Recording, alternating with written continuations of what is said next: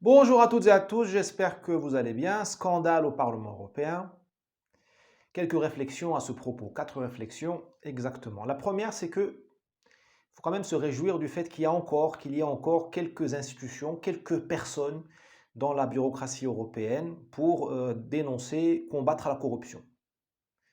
C'est quand même un élément positif. Croyez-moi, dans de nombreux pays, la corruption, surtout en haut lieu, est tout à fait impunie. Elle bénéficie d'une amnistie éternelle et permanente et 24 heures sur 24. Donc il y a encore de l'espoir en Europe. Nous sommes encore, vous êtes encore fidèles à votre tradition de moralité de la chose publique, de la gestion de la chose publique. C'est pas mal, quand même le dire. Deuxième chose, nous sommes gouvernés, enfin ce scandale prouve que nous sommes gouvernés, orientés, guidés, sermonnés par des gens corrompus. Ces mêmes personnes du Parlement européen vous sermonnent sur le climat, sur le virus, sur l'immigration, sur les droits de je ne sais quelle minorité. L'agenda actuel est mis en œuvre, appliqué, nous est imposé brutalement par des gens corrompus, qui sont méprisables. Troisième point, où en est la souveraineté européenne? On nous bassine avec ça, et je vois que le Qatar est souverain, pas l'Europe. Le Qatar impose sa volonté au Parlement européen par cette corruption-là. Eh bien, tout ça pour ça. Nous avons annulé la France, l'Allemagne, l'Espagne, l'Italie, les grands pays de l'Europe pour faire l'Union européenne. Et cette Union européenne prend ses ordres au Qatar. Quelle honte. C'est ça le bilan de l'Europe. Enfin, dernier point, sur... avant-dernier point, sur l'immigration. Évidemment, cette Europe-là ne peut pas combattre l'immigration si elle prend ses ordres au Qatar. Qui dit Qatar peut dire aussi Arabie Saoudite et ainsi de suite, hein. C'est les pétrodollars. Vous vous rendez compte?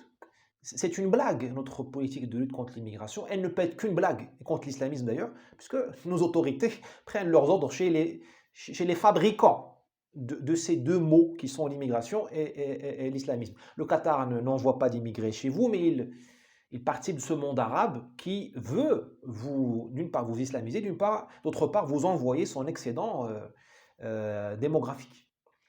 Dernier point, c'est promis, un peu d'espoir quand même, parce que nous avons quand même le plan est là, la feuille de route est là. Il faut une réforme morale de l'Union européenne.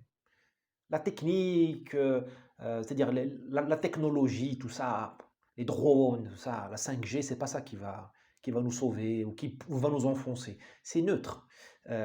Les institutions, c'est neutre. Vous savez, vous pouvez réformer l'Union européenne, retirer des pouvoirs à la Commission, lui en donner, faire en sorte que la patronne ou le patron de la Commission soit élu au suffrage universel. Ça ne sert à rien si nous ne réformons pas la moralité des Européens et des leaders européens.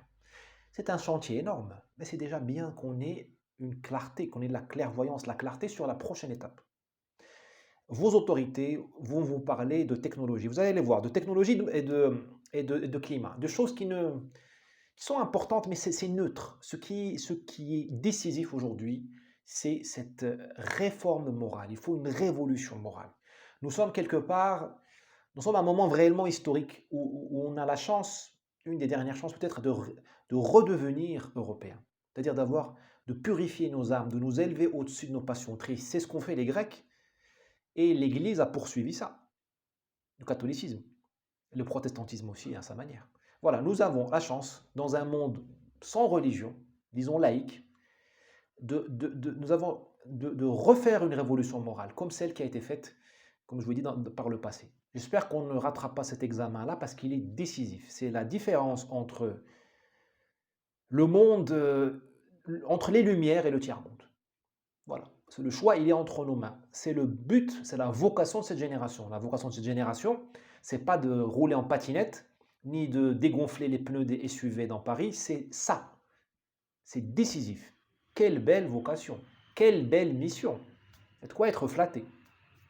Partagez cette vidéo si elle vous a plu et à demain.